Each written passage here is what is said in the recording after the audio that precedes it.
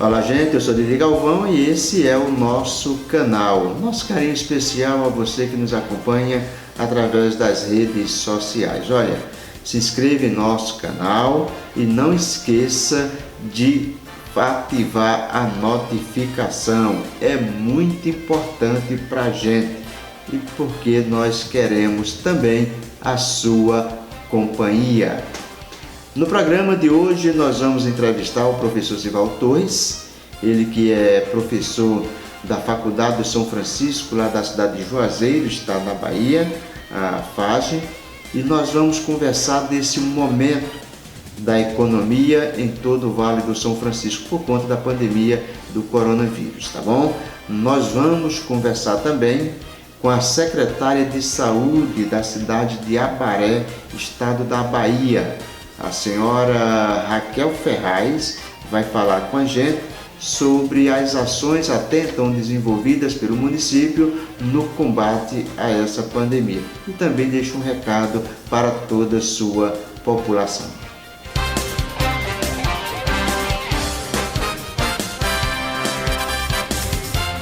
Bom, gente, deixa eu fazer um pedido a vocês que gostam de manifestar a sua solidariedade em favor do mais próximo. Nós sabemos que nesse momento de pandemia, onde grande parte da sociedade brasileira vem sendo sacrificada economicamente falando, e por conta disso o governo federal já colocou à disposição dos brasileiros um pacote de medidas para socorrê-las economicamente. Essas medidas visam um auxílio de R$ 600 a R$ 1.200, mas nós sabemos que tem muitas famílias, muitos brasileiros que não têm acesso à internet e nem têm conhecimento dessa tão avançada tecnologia. Portanto, nós queremos apelar para a sua solidariedade. Se você sabe de alguém ou de alguma família que necessita desse auxílio, que está enquadrada ou enquadrado nos pré-requisitos estabelecidos pelo governo federal através desse programa, dê a sua contribuição. Vá lá e ajude essas pessoas ou essas famílias a fazer a sua inscrição. É muito importante, essa é a sua forma de ajudar o Brasil a vencer essa pandemia. Ontem nossa equipe de reportagem esteve na cidade de Abaré, Bahia, município da região norte do estado, e fomos recebidos pela equipe de saúde da Prefeitura Municipal. Estava a senhora Raquel Ferraz, secretária municipal de saúde, ainda a Camila Gonçalves, ela que é coordenadora em vigilância sanitária, e Bianca Gomes, coordenadora em vigilância de epidemiologia. Essa equipe vem fazendo um excelentíssimo trabalho em favor da comunidade de Abaré. E a secretária de saúde, Raquel Ferraz, conversou com a gente. Vamos ouvir então a secretária. A Secretaria Municipal de Saúde, ao longo desses dias, a Secretaria de Saúde de Abaré vem desenvolvendo junto à sua equipe ações de prevenção a esta pandemia que o mundo vive hoje. Dentre essas ações que a Secretaria vem desenvolvendo estão as ações de prevenção junto à atenção básica com as nossas equipes de saúde da família, os agentes de saúde, os agentes de combate a endemias. Também estão inclusos aí a nossa equipe de vigilância sanitária, que vem incansavelmente promovendo ações de educação e de prevenção junto à nossa população. Dentre essas ações estão os ensinamentos à população de como se prevenir, ao combate ao coronavírus, ao Covid-19, como a importância da lavagem das mãos, a importância do uso do álcool gel, a importância do isolamento social neste momento, que tanto vem sendo pregado pelo Ministério da Saúde e por todas as autoridades sanitárias do nosso país e do mundo. O isolamento social é muito importante nesse momento.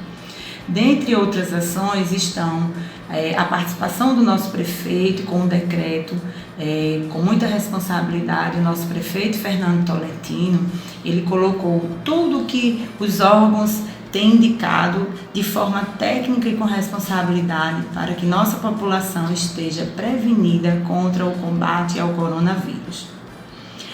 Dentre essas ações está a preocupação com as pessoas que chegam de fora ao nosso município, aos filhos do nosso município que estão vindo de fora para o nosso território, para a nossa cidade. Também a gente tem enfrentado também com a abertura da feira a questão do isolamento social das pessoas e a questão da aglomeração de pessoas dentro desses locais. A nossa vigilância, ela vem frequentando os comércios que estão abertos, que são essenciais, né, para o funcionamento da nossa vida, e também vem visitando pessoas que a gente recebe via WhatsApp, via telefone, via mensagem de texto, pessoas que chegam de cidades advindas para a nossa cidade, tá? Pessoas que vêm de fora advindas para a nossa cidade, visitando, informando e verificando a temperatura dessas pessoas. É necessário o envolvimento da população nesse momento para que juntos a gente continue dentro do nosso município mantendo os casos, né, notificados, investigados e confirmados em zero. Até o presente momento, nossa cidade não teve nenhum caso suspeito do Covid-19. Então é preciso que a população atenda a todas as orientações da equipe de saúde de Abaré, né, para que a gente possa continuar promovendo uma saúde e uma proteção à nossa população contra o Covid-19. E as nossas maiores dificuldades encontradas neste momento em relação às fake news que andam divulgando a todo momento nos meios de comunicação. Então a gente pede a toda a sociedade que evite estar propagando as fake news. Também é importante que a população cumpra e siga todas as orientações que a Secretaria de Saúde, através dos profissionais, estão orientando toda a população. E as pessoas que chegam de fora precisam estar sendo acompanhadas. Então, que as pessoas que venham de fora para a nossa cidade, elas procurem qualquer profissional de saúde, qualquer órgão da Secretaria de Saúde, para que os profissionais de saúde estejam orientando quanto ao isolamento social dessas pessoas no período da quarentena.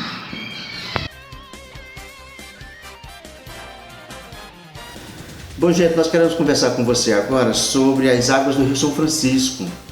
Na última terça-feira, dia 7 de abril, a Chesf emitiu um ofício circular levando a atenção e preocupação a todos os moradores da área ribeirinha do São Francisco.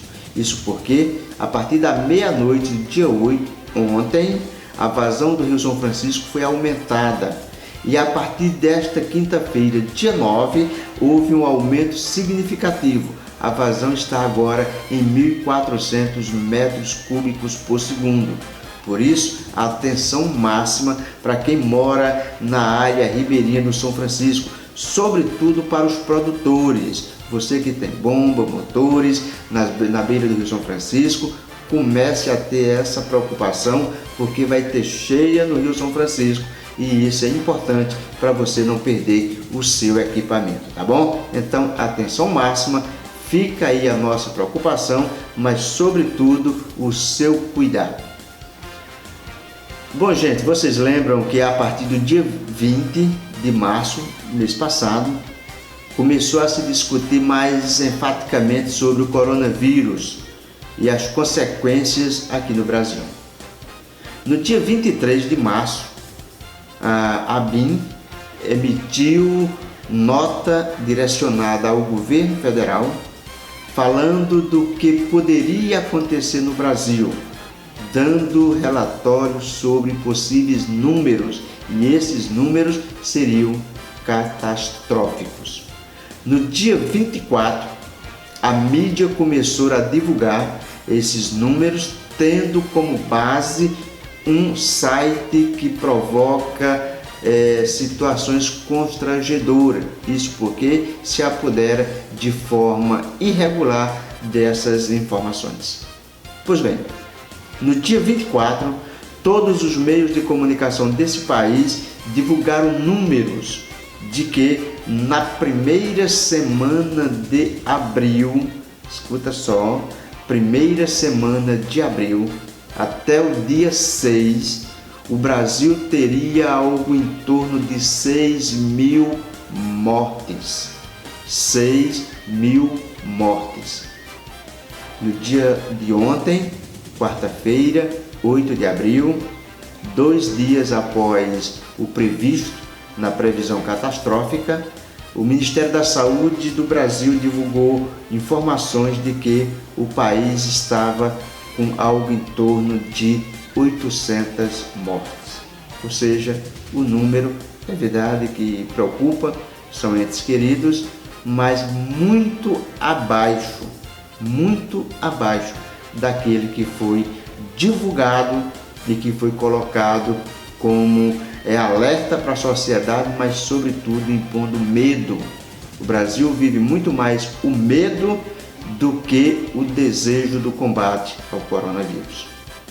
Por que estamos falando sobre isso? Porque nós estamos no meio de uma situação gravíssima. Nunca nenhuma autoridade escondeu a sua preocupação com os efeitos do coronavírus, mas todos aqueles sensatos, com responsabilidade, com compromisso com a sociedade, sempre fizeram questão de dizer que os melhores resultados seriam alcançados se todos estivessem juntos e combatendo o coronavírus com responsabilidade e com sensatez. O diretor-geral da Organização Mundial da Saúde, no dia de ontem, fez um pronunciamento onde pedia às autoridades do mundo inteiro que não viesse politizar o vírus. É claro que, para a mídia, o diretor-geral da Organização Mundial da Saúde estava se direcionando ao presidente dos Estados Unidos. Mas para nós que acompanhamos diariamente as ações aqui no Brasil, sabemos também que o diretor-geral da Organização Mundial da Saúde estava se referindo aos políticos brasileiros que têm procurado usar essa pandemia como instrumento político, e esse não é o momento. Nós sabemos que os cientistas, médicos, têm discutido aí alternativas para combater o coronavírus, têm colocado à disposição das autoridades da sociedade alguns medicamentos que, segundo cientistas e médicos, já têm comprovado a sua eficácia, tanto que o governo da Bahia, através da sua Secretaria de Saúde, autorizou o uso dos medicamentos hidroxicloroquina e azitromicina para que os hospitais pudessem usar no combate ao coronavírus. A pergunta é: por que isso ainda não está sendo discutido com mais responsabilidade? Por que isso não passa a ser prioridade nas discussões? Sabe por quê? Porque, infelizmente, para muitos, a desgraça de alguns ainda é objeto para sua satisfação. Portanto, vamos discutir o coronavírus com mais responsabilidade, mas acima de tudo com a certeza de que podemos vencer se tivermos o compromisso, sobretudo com a vida do próximo e com a nossa mesmo, evidentemente. Olá, gente, quem está aqui hoje é o professor Sivaldo Torres, ele que é professor da Faculdade do São Francisco, lá da cidade de Juazeiro, Bahia. Professor Sivaldo Torres, ele que já é bastante conhecido no meio da comunicação, sobretudo pelas suas dicas na área de economia. Nós procuramos saber do professor se a produção na região do Vale do São Francisco vai sentir efeitos na economia por conta da pandemia. Vamos à resposta.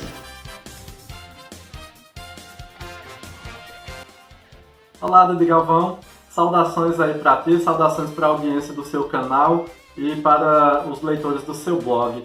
Então, em relação aí aos setores da economia que mais vão sofrer com a pandemia do coronavírus, na região do Vale do São Francisco, eu posso dizer que o setor mais massacrado no momento é o setor de comércio, porque é um setor que vem aí há dias parado, já vai chegando no prazo de 15 dias, ainda não houve uma expectativa real de quando vai ser liberado para abrir, alguns segmentos específicos estão funcionando, outros não. Então, do núcleo econômico, né, das bases econômicas das cidades do Vale do São Francisco, sem dúvida o setor de comércio é o setor mais sofrido no momento. Até porque a gente não tem aqui, como em outros estados ou em outras regiões do próprio estado de Pernambuco, a cultura da indústria, ou mesmo a cultura do turismo, mais enfaticamente falando. Então fica esse peso maior, infelizmente, para os nossos comerciantes que já vêm sofridos aí da crise econômica que vinha pouco a pouco se superando. Infelizmente a pandemia do coronavírus chega e impõe mais esse momento aí de luta para esses batalhadores que vivem do ambiente de negócios aqui no Vale do São Francisco. Ainda, se o professor tem uma ideia do número de postos de trabalho que vão fechar por conta da crise provocada pelo coronavírus? Didi, em relação aos postos de trabalho que poderiam ser fechados como consequência dessa pandemia do coronavírus, nós não podemos ter um dado preciso, uma informação clara de quantos serão. Até porque, Didi, não vai acontecer de uma vez só. Durante esse momento aqui que estamos passando por um período de isolamento social e que as empresas, por força de decretos municipais e estaduais, estão tendo que baixar suas portas por um tempo, nesse primeiro momento acontecerá um número maior de fechamento de postos de trabalho, de demissões. Só que não vai parar por aqui. Mesmo quando passar o momento de isolamento social, as empresas vão precisar ainda fazer suas organizações e realocação de recursos e revisar a sua planta de custos. Então, infelizmente, não dá para a gente prever um número, a gente sabe que vai ter um número sim de demissões, de postos de trabalho fechados.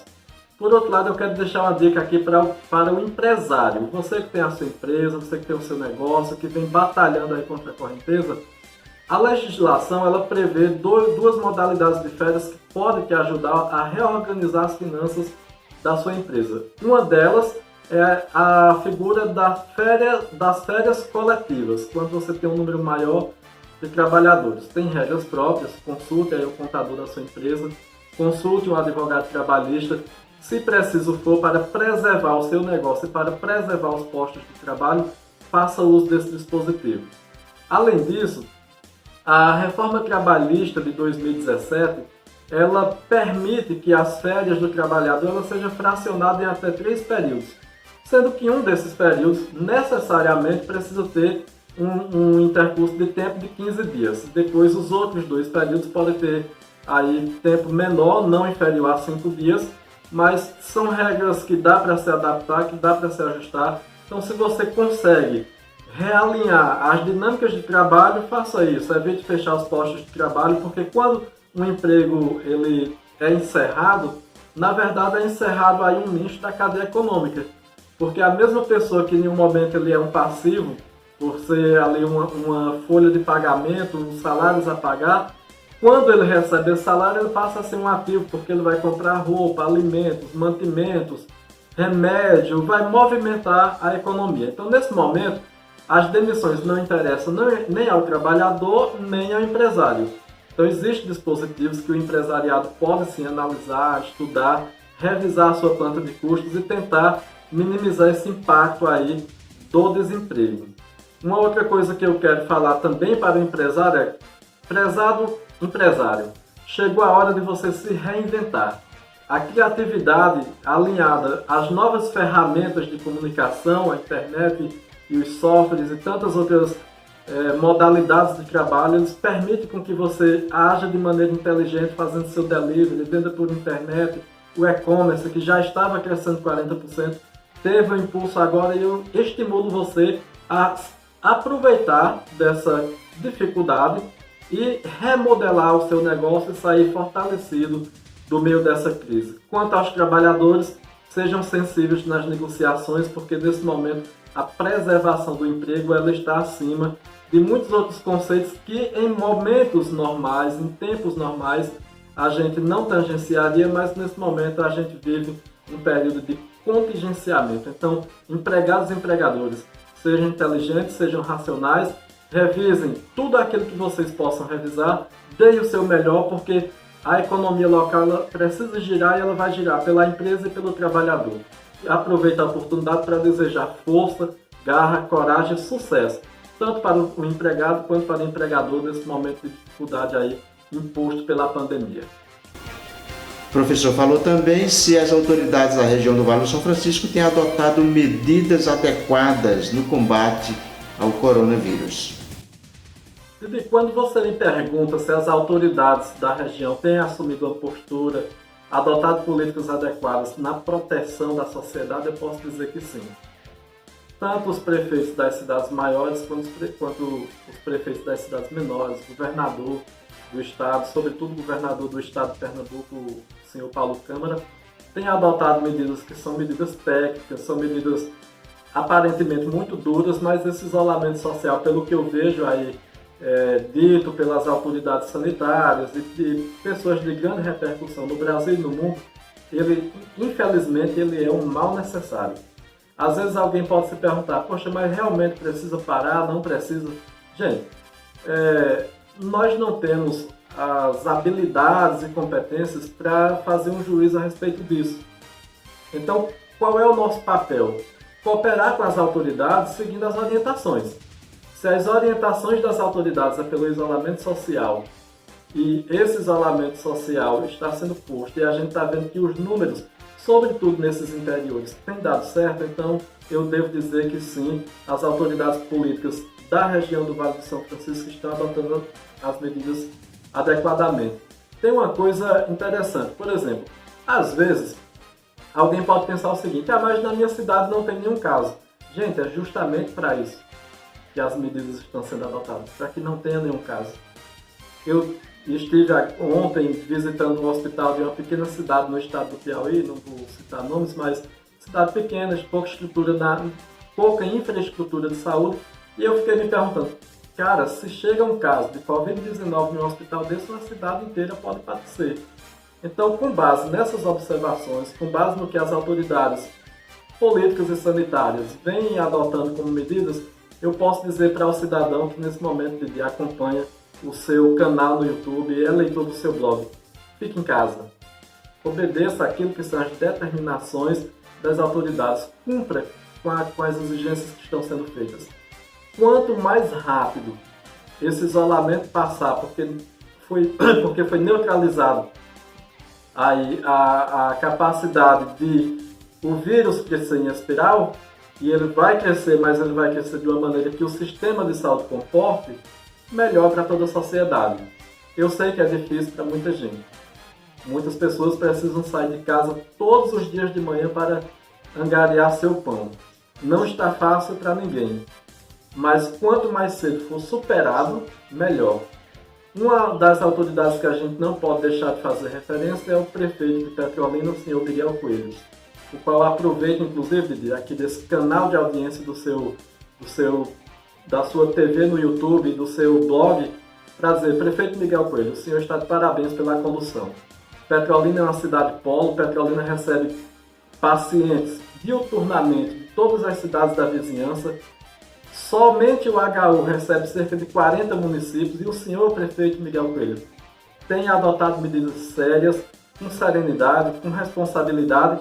E Petrolina, que é uma cidade de turismo, uma rota de importação e uma rota de exportação, porque nós temos um aeroporto internacional na cidade, o senhor tomou medidas que está fazendo com que a cidade não venha padecendo os males que outros municípios vêm padecendo. Então, parabéns ao prefeito Miguel Coelho, parabéns aos outros prefeitos da região, que serenamente, não de maneira politiqueira, porque aqueles que aproveitam para fazer política barata, em um momento de crise de saúde, são pessoas que provam que não têm envergadura necessária para o exercício da função pública.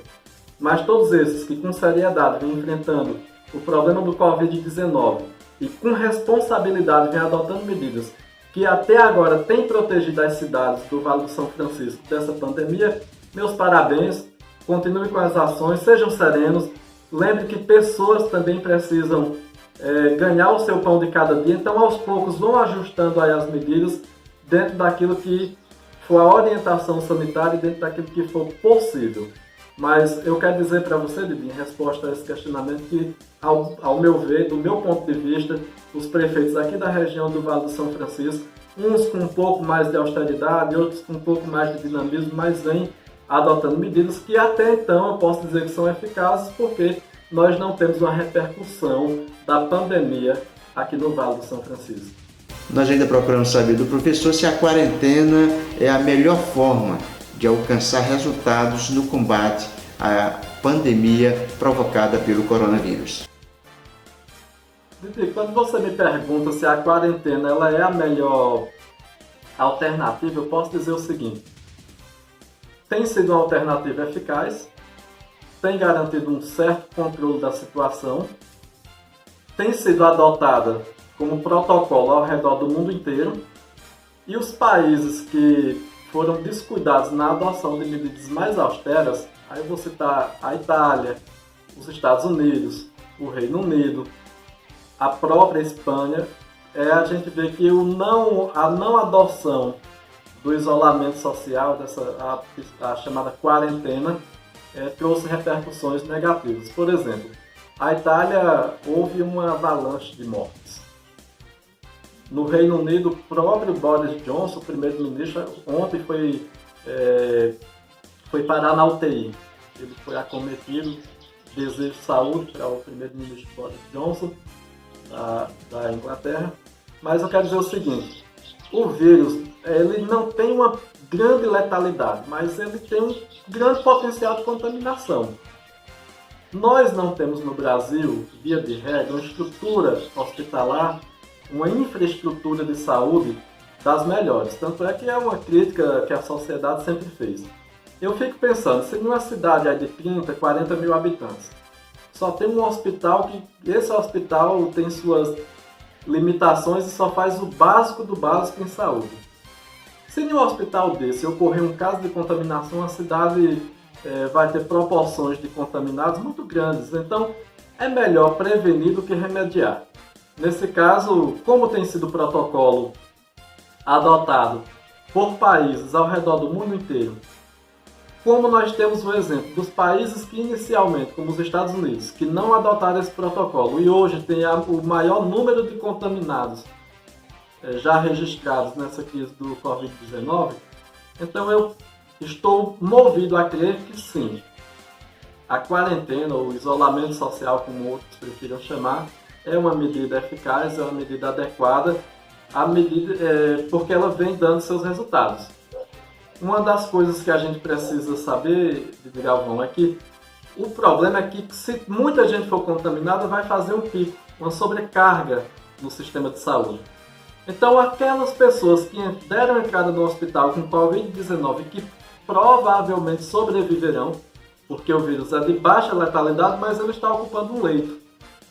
Que no caso de um acidente de trânsito, um sinistro por violência, um AVC, outras situações, então aquelas outras vítimas de fatalidades que podem levar à morte com um maior potencial de letalidade que ele tem, por essa pessoa não ter acesso a um leito, porque estará ocupado por alguém que está com Covid-19, o que tem Covid sobrevive, mas aquela outra vítima não. Então, o Covid-19 não é para ser analisado como um fato isolado.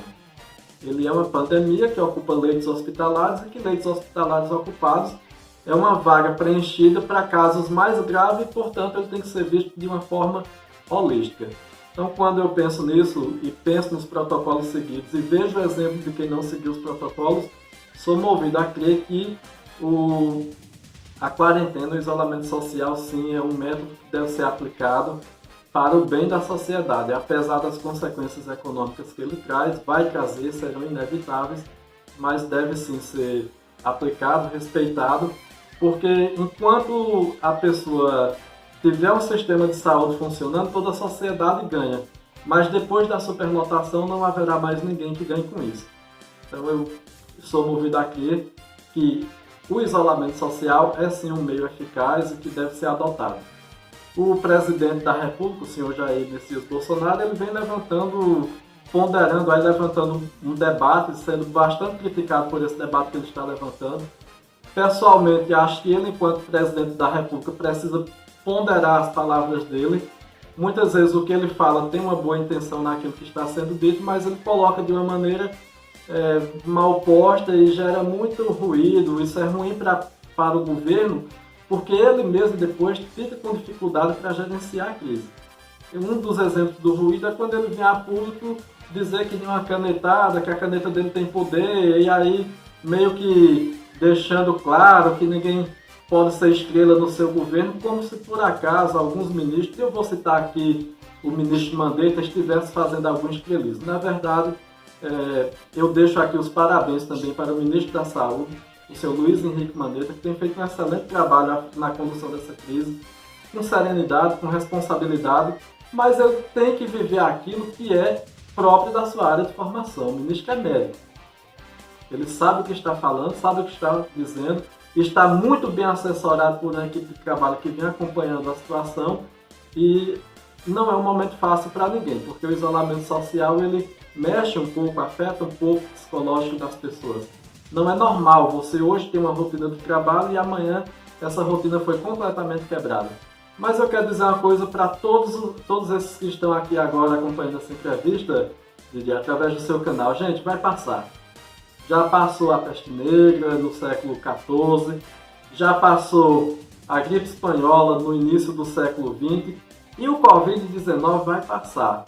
Então vamos ter força, ter ânimo, levantar a cabeça, se alegrar. É um momento passageiro, mas tudo vai dar certo. O Covid vai passar e nós vamos permanecer. Então tem uma coisa para dizer a você que está acompanhando essa entrevista. Força, paz no seu coração, porque nós temos muito a construir passada essa pandemia. Em meio a essa pandemia, evidentemente, a economia do país sofre muito. Então, nós procuramos saber do professor Sivaldo Torres se as medidas adotadas pelo governo federal são suficientes para socorrer economicamente o país. Didi, se a equipe econômica do governo federal tem adotado medidas suficientes, ou tímidas, ou mais audaciosas, o tempo dirá. O governo federal já empregou aí 200 bilhões de reais para tentar contornar essa crise. Nós temos no momento uma situação um tanto crítica porque a variável econômica ela está transitando de maneira inversamente proporcional. No momento em que mais se precisa da injeção de dinheiro na economia em seus mais variados setores e também na saúde, por outro lado, o governo federal está tendo a menor arrecadação, não só o governo federal, como os governos estaduais e municipais. Então, no momento em que mais se precisa de dinheiro, menos se tem. Há que se lembrar que o voucher de R$600 que foi criado aí, o Congresso aprovou a toque de caixa. Com todo respeito a quem aprovou, não estou aqui para julgar, fazer juízo de valor, mas é um valor que criou, de uma hora para outra, uma despesa que não estava previsto no orçamento da União, mas que vai precisar sair dos cofres da União. Então, se as medidas são eficientes, se são tímidas, se poderiam ser mais audaciosas, o tempo dirá. Mas uma coisa, Didi, eu posso falar. O dinheiro, ele não nasce em árvore. O governo não planta roça. Se a capacidade contributiva minha, sua e da sociedade está menor nesse momento devido ao isolamento social, com certeza as receitas públicas estarão menores, em um momento em que as despesas públicas estarão maiores, porque gastos na área de saúde, gastos hospitalares, são sempre muito elevados. Então vamos torcer que as decisões aí da equipe econômica estejam certas. Não sou a favor de que o governo injete dinheiro demais de uma vez na economia, como se fosse resolver de uma vez só, porque nós não temos o prazo do fim da pandemia. Se nós soubéssemos que vai durar 15 dias, então o que é que se faz? Atua em 15 dias e depois injeta uma quantidade maior de recursos, tendo sempre em mente o controle do endividamento, porque não adianta a gente lavar o bebê e jogar fora ele junto com a água da bacia. Esse é um exemplo claro, não adianta. Então não adianta resolver um problema criando outro também grande. Vamos torcer que a equipe econômica esteja tomando essas medidas, que elas sejam eficazes, que elas minimizem, com certeza, uma injeção de mais de 200 bilhões na verdade, na economia, ela vai fazer com que a economia continue pulsando de alguma forma. Eu gosto muito de dizer, Didi Galvão, aprendi com um amigo meu e reproduzo essa fala. A riqueza, ela existe. A pergunta é, onde o dinheiro está? Então eu quero deixar também aqui uma dica. Você que nesse momento está acompanhando essa entrevista aqui no canal do YouTube do blog do Didi Galvão. Não gaste o seu dinheiro fora. Empregue o seu dinheiro na economia local. Invista no comércio do seu bairro, invista no comércio da sua rua, invista no comércio da sua cidade. Ao fazer isso, você vai estar permitindo que esse comércio gire, isso vai minimizar o risco e o fantasma do desemprego, a economia não vai colapsar tão rapidamente, ou mesmo pode até não colapsar. Então vou te fazer essa dica, divulga no teu Instagram, divulga no teu WhatsApp, divulga nas tuas redes sociais a pequena quintanda de Dona Maria, a banquinha de Seu José, o artesanato de Dona Creuza, e vai fazendo isso. Vamos fazendo essa rede de responsabilidade social e econômica, e o mais importante, não gaste naquilo que não é necessário. Você, dono de casa, você, dona de casa, faça a sua reserva, deixe para gastar o seu dinheiro naquilo que nesse momento é essencial. E quando você for fazer esse gasto, não faça compras, por exemplo, comprar um importado pela internet. Cara, não faz isso. Injeta o teu dinheiro na economia da tua cidade.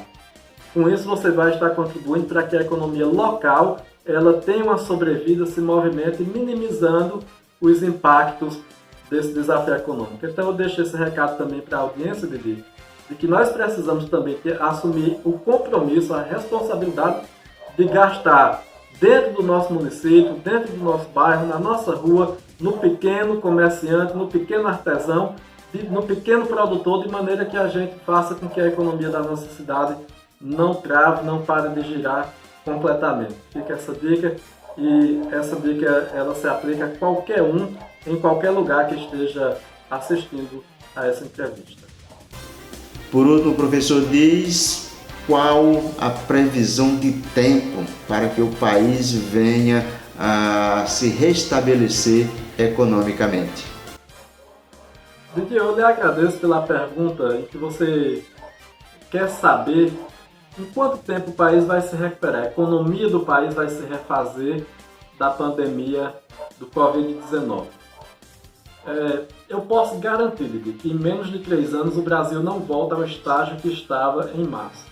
Governantes podem dizer que sim, otimistas podem dizer que sim, mas a economia ela não volta a girar na mesma velocidade em que ela para de girar. Então a indústria vai ter que se reorganizar, os canais de distribuição vão precisar se reorganizar, os comércios locais, as famílias. Então o Brasil vai levar aí, depois de encerrado esse surto do coronavírus, depois de encerrada a pandemia, vai começar um processo de retomada do trabalho, da mão de obra, da produção. Isso vai levar 1 ano para você se reorganizar. Depois de 1 ano você começa a reorganizar, sair da fase de enxugamento, sair da fase de repensar a planta de custos e começar a entrar em um ciclo mais produtivo. Depois de 1 ano, é que você, com esse ciclo mais produtivo, é que você vai começar a ter um pouco mais de fôlego e de reservas. Então, no mínimo, 3 anos serão necessários para que o Brasil volte ao patamar que estava antes daquilo que foi o início da pandemia do coronavírus. Então, vou dizer uma coisa para você, empresário, para você, trabalhador: sejam austeros, sejam cuidadosos. Daqui para frente, eu, você, Didi, cada um dos que estão aqui na audiência dessa entrevista, temos que saber que cada centavo que a gente vai aplicar precisa aplicar corretamente. Eu quero reforçar uma coisa: a pandemia do Covid-19 vai passar. Nós vamos ficar. o Brasil vai continuar. Só que cada um de nós vai precisar ser mais inteligente, mais austero, mais cuidadoso com as finanças pessoais e empresariais, porque nós vamos vencer essa batalha juntos, de mãos dadas, cada um fazendo a sua parte, cada um fazendo o seu esforço extra, nós vamos sim. Tem um detalhe, Didi, que a gente precisa ver. Eu gosto de olhar o mundo como uma coisa só, uma visão holística de planeta, e não uma visão focada apenas em um item. Nós, há 10 anos, não tínhamos um regime de chuvas que nós tivemos em 2020. O que é que eu tenho visto? Hoje mesmo eu estou andando na zona rural aqui de cidades do estado do Piauí. E eu tenho visto muita produção de feijão e de milho com base no regime das chuvas. Então, o que é que isso vai... Por que eu estou trazendo essa discussão à tona? Uma coisa vai compensando a outra. Ao mesmo tempo que a gente está tendo perdas econômicas por um lado, mas o inverno possibilitou ganhos econômicos de outro. E eu quero dizer para vocês que o impacto, por exemplo, na área de alimentos não vai ser tão grande. Isso a própria ministra da Agricultura, a senhora Tereza Cristina, tem posto também que não vai haver desabastecimento. Então, o que nós vamos fazer? Reforçar a nossa força de trabalho, cooperar para que o país volte ao seu ritmo de crescimento. Tomara que essa minha própria previsão de 3 anos esteja errada, que seja antes, mas como eu sou um sujeito da área contábil, então tenho esse modo de analisar de uma forma fria, categórica, pela cadeia de produção como um todo. Então a expectativa é, a partir de um ano a gente volta a respirar, no segundo ano a gente entra naquele nível de cair a economia, estabiliza e faz as bases para o crescimento, e no terceiro ano é que a gente volta a crescer. Espero estar errado, espero que tudo isso aconteça antes, mas essa é a previsão que eu posso passar. O que eu quero dizer aqui, a questão do abastecimento primário, esse problema nós não vamos ter. Até porque o campo está trabalhando, viu, Didi Galvão? As fazendas estão trabalhando, o pequeno produtor rural está trabalhando, sofrendo um pouco agora, porque o comércio, quando fecha, abala a economia como um todo, mas há setores da economia que não parou. Portanto, eu quero tranquilizar também a dona de casa de que não vai haver desabastecimento. Não vai haver um produto ou outro industrializado, uma coisa ou outra, mas a vida vai seguir. A partir do 6º mês de encerrada essa pandemia, a gente já começa a evoluir para um novo patamar, e nós vamos vencer essa batalha todos juntos. Não tenham medo. Eu desejo a vocês, na verdade, que estão ouvindo essa entrevista, a você, Didi Galvão, obrigado pelo convite, a todos que estão na audiência. Não tenham medo não. Tudo vai passar, sejam fortes e corajosos, porque nós vamos vencer, e nós vamos vencer com muita garra e coragem esse momento que o Brasil e o mundo ora vive. Um abraço para todos. Sucesso na sua família, saúde, paz e eu posso dizer assim, prosperidade. Porque em meio à crise há também oportunidade de prosperidade. Um abraço para todos.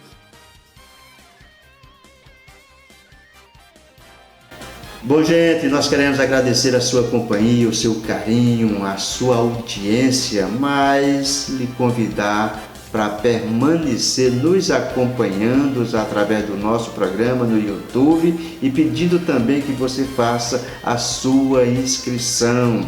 Vá lá, se inscreva em nosso canal e não se esqueça de ativar as notificações. Tudo isso é muito importante.